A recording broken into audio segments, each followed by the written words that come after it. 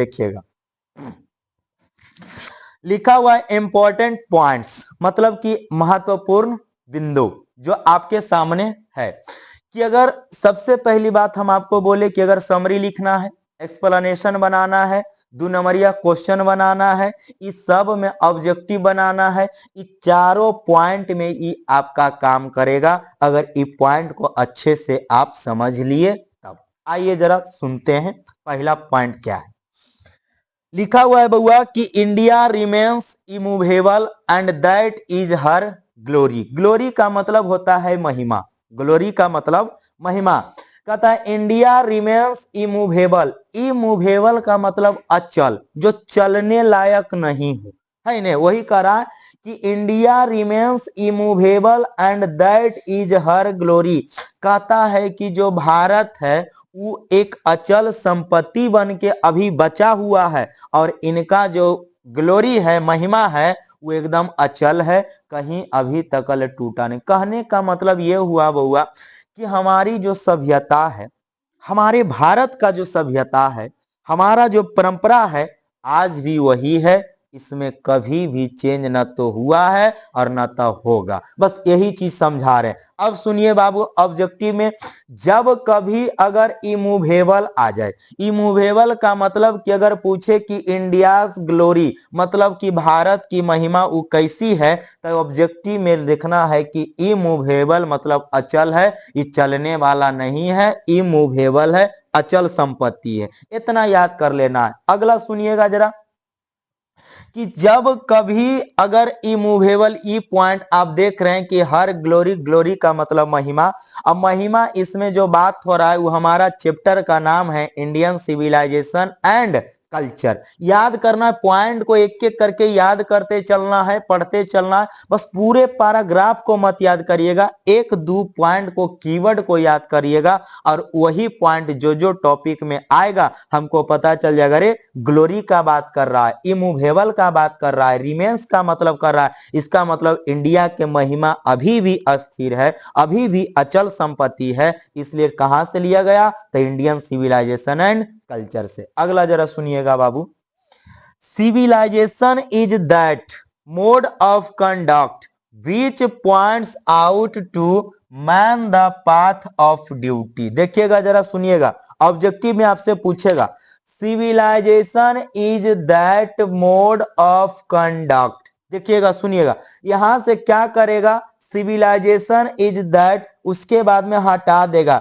इसको याद रखना है मोड ऑफ कंडक्ट। क्या याद रखना है बउआ, सिविलाइजेशन इज दैट, खाली स्थान, मोड ऑफ कंडक्ट। क्या याद रखना है, मोड ऑफ कंडक्ट। सुनते चलिएगा, civilization is that mode of conduct which points out to man the path of duty. आपसे पूछेगा कि बउआ बताइए, इस सभ्यता जो आप देख रहे हैं ये क्या खोजता है। पॉइंट आउट का मतलब ये किस चीजों पर बात करता है, क्या इसका लक्ष्य है।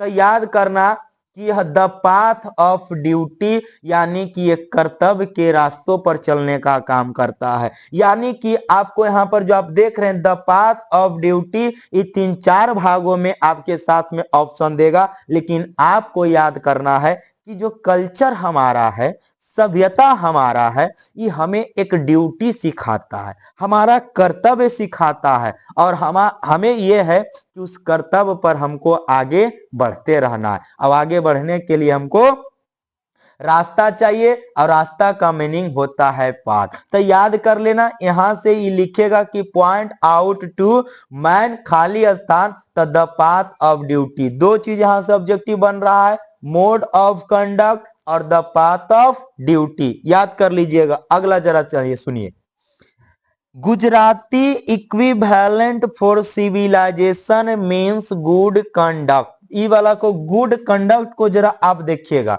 गुड कंडक्ट का मतलब होता है अच्छा व्यवहार, जिसको हम लोग कहते हैं। कहता गुजराती इक्विवेलेंट फॉर सिविलाइजेशन, कहता जो गुजराती जो लोग हैं वो सभ्यता को एक समान मानते हैं। वो किसका, उसका मतलब क्या है, तो लिखा हुआ है गुड कंडक्ट का मतलब अच्छा आचरण है ना। सभ्यता का मतलब अच्छा आचरण। तो आपसे पूछेगा कि बताइए ये Gujarati equivalent for civilization means खाली स्थान, ये गुड को कंडक्ट को हटा देगा। तो याद कर लेना बउआ, ये जो आप गुजराती देख रहे हैं, गुजरात के जो लोग होते हैं वो अच्छा अच्छा खाना बनाते हैं, मतलब गुड है ने, गुड उनका आचरण भी होता है और गुड गुड खाना भी बनाते हैं। तो याद कर लेना यहां से गुड कंडक्ट, क्या याद रख लेना, गुड कंडक्ट। अगला जरा सुनिएगा, Gandhi ji says that mind is a restless bird, है ने, ये कितना बढ़िया बात है, जरा इस पर आप गौर करिएगा। गांधी जी कहते हैं कि माइंड जो हमारा मन है एक बेचैन पंछी है। आगे इसमें लिखते हैं the more it gets the more it want and always remains unsatisfied. कहता है कि दिमाग जो हमारा है ने बाबू, वो एक बेचैन पंछी की तरह है, जितना इसको आप दोगे उतना ज्यादा ये चाहत रखेगा। मान लिया जाए कि अगर अभी आप 12th में है, साइकिल से जा रहे हैं, लेकिन कभी कभी देखते होंगे कोई आदमी कि अरे ये ठंडवा में 4 व्हीलर से जा रहा है, तो तोरा अगर बाप माँ खरीद के 4 व्हीलर भी दे देगा तो फिर तुम्हारा चाहत रहेगा नए हो जरी हमरा हवाई जहाज में उड़ती है। तो कहने का मतलब है कि गांधी जी हमको बता रहे हैं, यहाँ से आप सीखिएगा कि कह रहे हैं कि मन हमारा बेचैन पंछी है। जिस तरह से अभी आपका एग्जाम आया है, लेकिन आप बढ़िया से एकदम पूरा गद्दे उद्दे के अंदर है ने, अब मोबाइल मजे से चला रहे, लेकिन पढ़ाई का कोई टेंशन नहीं। उसके बाद मोबाइल चलाते चलाते अच्छा अच्छा वीडियो देखते देखते पता नहीं 4 घंटा 5 घंटा समय कैसे गुजर जाता, फिर भी ये मन असंतुष्ट रहता, लगता नहीं आधा घंटा मोबाइल आओ चला लेते, है ने। लेकिन बउआ ये जब मोबाइल जो आप चला रहे हैं एग्जाम के समय में, ये आपके लिए बहुत खतरनाक हो सकता है। तो इसलिए आप अपने मोबाइल को केवल 1 महीना है ने अपने पढ़ाई के प्रति अपने आप को झोंक दीजिए, और यही सबसे बड़ा रिजल्ट है। जिस दिन अगर बेरोजगार रह जाओगे उस दिन बुझाएगा कि बताओ मोबाइल चलाना कितना है ने महंगा हमको पड़ा है।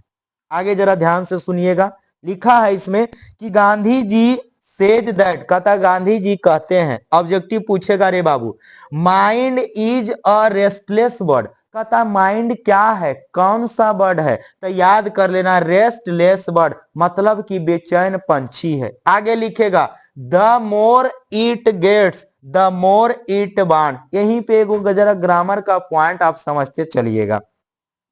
जब कभी कंपैरेटिव डिग्री यानी कि मोर, देखिए मोर यहां भी लगल है और मोर यहां भी लगल है।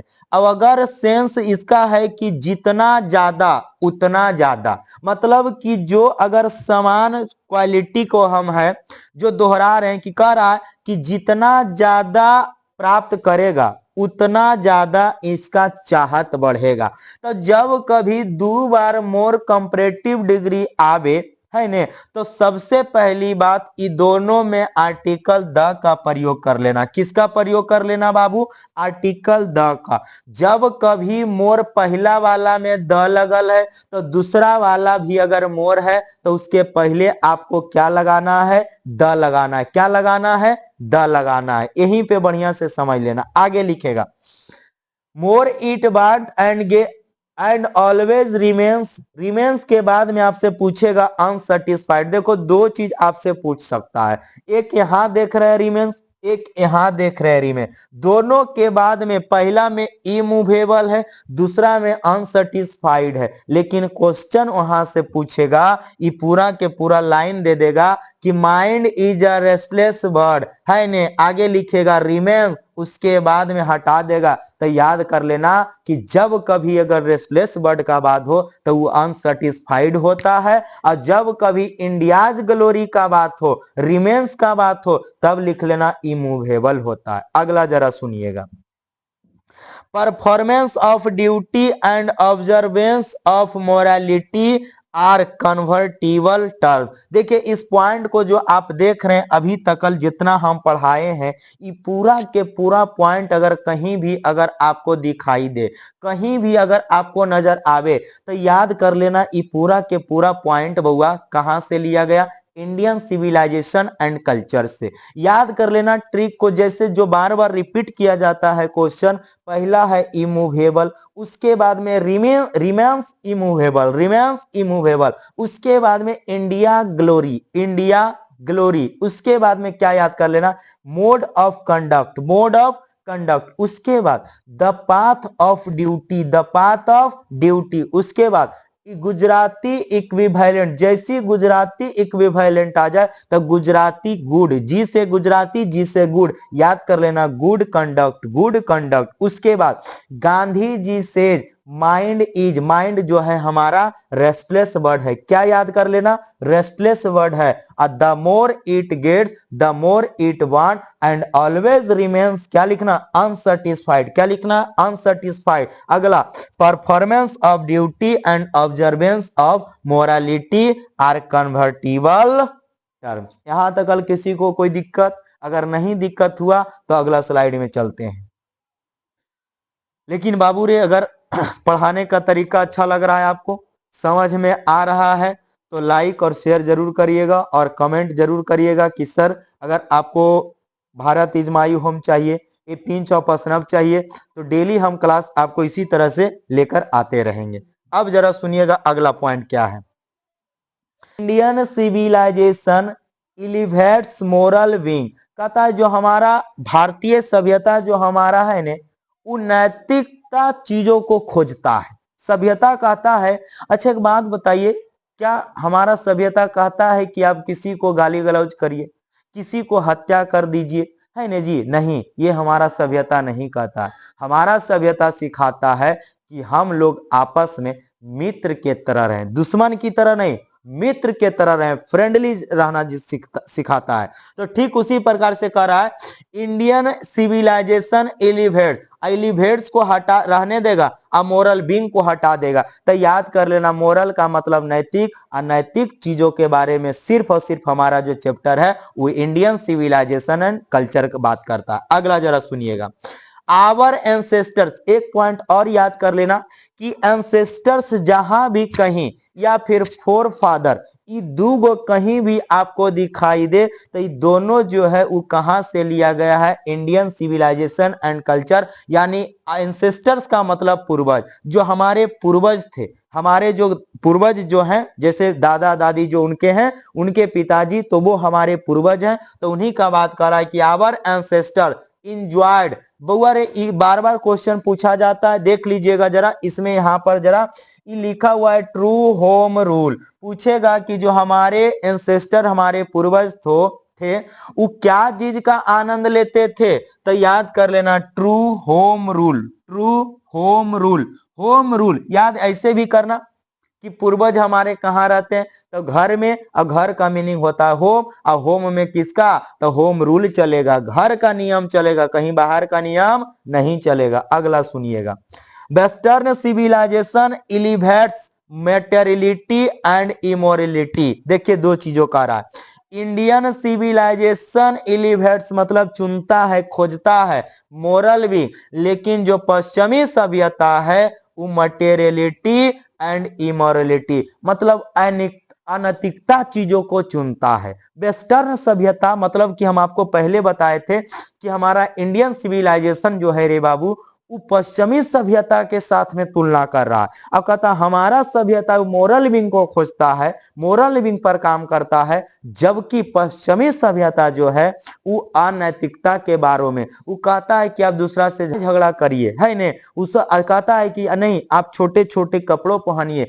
लेकिन हमारा सभ्यता ये कहता नहीं। भले उनको देख देख के आजकल के लड़कियों और हमारे घर की, है नहीं, वो पहन रहे हैं, उसका अलग बात है, लेकिन कभी भी हमारा यह सभ्यता नहीं कहता है कि आप जो है अपना सभ्यता मोरल बीइंग को आप तोड़ दे। नहीं, मोरल बीइंग हमारा एक नैतिकता चीज है, इसको हमको संभाल कर रखना चाहिए। अगला जरा सुनिएगा, कहता है Indian civilization believed in God, कहता जो भारतीय सभ्यता है वो भगवान में विश्वास करता है, जबकि वेस्टर्न सिविलाइजेशन है वो भगवान में विश्वास नहीं करता है। कोई मतलब नहीं, लेकिन हम लोग कुछ भी अगर विपत्ति आ गया, हे भोला बाबा, हे माता बचाइएगा जरा। तो हम लोग जो हमारा जो सभ्यता जो डिपेंड करता है, हमारा सभ्यता जो टिका हुआ है, वो हम लोगों को भगवान में विश्वास है, इसलिए हम लोग इस सभ्यता को बहुत अच्छे तरह से मानते हैं और इनको हम लोग संभाल कर रखे हैं। आगे जरा देखिएगा, आवर एंसेस्टर डिस्वेडेड, डिस्वेडेड का मतलब दूर रखना है ने, अस हम लोगों को, फ्रॉम लग्जरीज एंड प्लीजर, कहता है कि हमारे जो पूर्वज थे हम लोगों को है ने ऐसो आराम से दूर रखे हैं। क्या किए हैं? दूर रखे हैं। अब बोलेगा सर ये पूर्वज ऐसे काहे किया? अरे बउआ इसलिए किया कि तुम कोढ़िया नहीं बन जाओ, है ने, तुम आलसी नहीं बनो, तुम बल्कि एकदम काम करते रहो। आज के देखिए हम लोग की कितना गुलाम हो चुके हैं। जितना ज्यादा हमारा डेवलप कर रहा है साइंस, उतना ज्यादा हम सभी चीजों को गुलाम हो चुके हैं। हमारे पूर्वज पहले ऐसा नहीं कि पढ़ल लिखल नहीं थे, अनपढ़ थे, है ना, ऐसा नहीं था, बल्कि ये था कि अगर उनको ये पता चल गया कि अगर हमारे यहाँ मशीनरी आएगा, नए नए मशीनरी को अगर हम उत्पन्न करेंगे, बनाएंगे, तो हम लोग जो है वो अपने शरीर को है जो पहले 100 साल आदमी बचता था, अभी देखिए कितना बच रहा है। तो वही हमारे पूर्वज चाहते थे कि हम लोग बरियार रहें, हम लोग हष्ट पुष्ट रहें, दूसरे चीजों को गुलाम नहीं बने। इसीलिए वो हमें सभी चीजों से, जो लग्जरी चीजें थे, उस सुखो ऐसो आराम से हम लोगों को दूर रखना चाहिए। आज देखिए अगर तोरा घर में एसी लगा दियो, पंखा लगा दियो, टीवी लगा दियो, दिन भर खाली पड़ल रहोगे, अब बाद में एक दिन ऐसा पता चलेगा कि तुमको फलना फलना बीमारी पकड़ लिया है। क्यों? क्योंकि आप काम नहीं करते हैं, आपका शरीर में जो खून है वो दौड़ नहीं रहा है। तो उसके लिए बउआ हमारे पूर्वज जो थे हमें सुख सुविधाओं से दूर रखें। अगला जरा सुनिएगा, happiness is largely a mental condition, कहता खुशी जो है वो बहुत हद तक मेंटल कंडीशन मतलब मानसिक स्थिति को है ने राहत पहुंचाता है।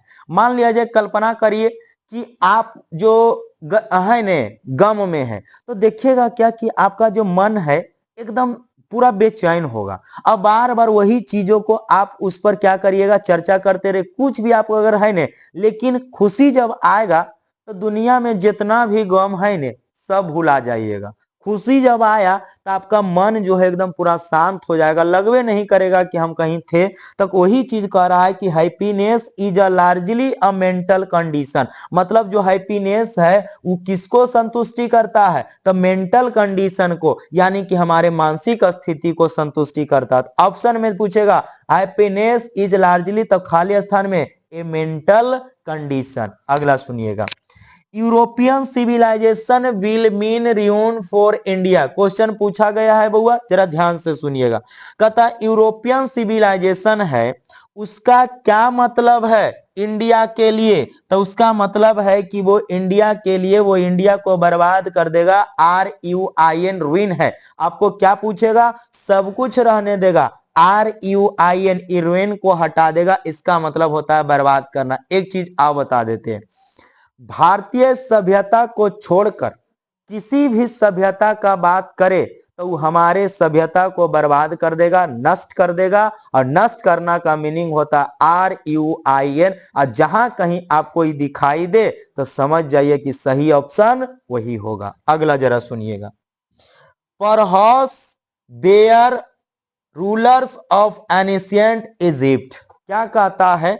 एनिशियंट इजिप्ट का मतलब होता है प्राचीन मिस्र, और परहॉस का मतलब वो मिस्र का राजा था। कहता है जो मिस्र का राजा है वो रूलर्स, रूलर्स का मतलब शासक कहते हैं, ऑफ एनिशियंट इजिप्ट, कहता वो कहाँ के राजा थे? तो ऑप्शन में बउआ क्या करेगा, लिखेगा परहॉस बेयर रूलर्स ऑफ, खाली स्थान में ये एनिशियंट इजिप्ट को हटा देगा। तो आपको ऑप्शन में एनिशियंट इजिप्ट मारना, एनिशियंट इजिप्ट, एनिशियंट इजिप्ट। और एक क्वेश्चन और क्या करेगा, ये सब कुछ रहने देगा लेकिन आपको परहॉस को हटा देगा। पूछेगा who were rulers of ancient Egypt, तो याद कर लेना, दोनों को अपने आप में रिलेट कर लेना। पर हाउस जहां आएगा वहीं पे इजिप्ट आएगा, पर हाउस जहां आएगा वहीं पे इजिप्ट आएगा। और दोनों एक दूसरे का, पर हाउस का मतलब शासक राजा, और राजा कहाँ का था, एंशिएंट इजिप्ट का। इतना लाइन आपको याद हो गया? अगर इतना लाइन अगर आपको याद हो गया है, अगला स्लाइड देखते हैं, बस ये लास्ट आपका है, बस इतना काम आप कर लीजिएगा। अगला जरा देखिएगा बाबू, लिखा हुआ है simple living and high thinking is the base of Indian civilization. देखो दो क्वेश्चन यहां से आपसे करेगा।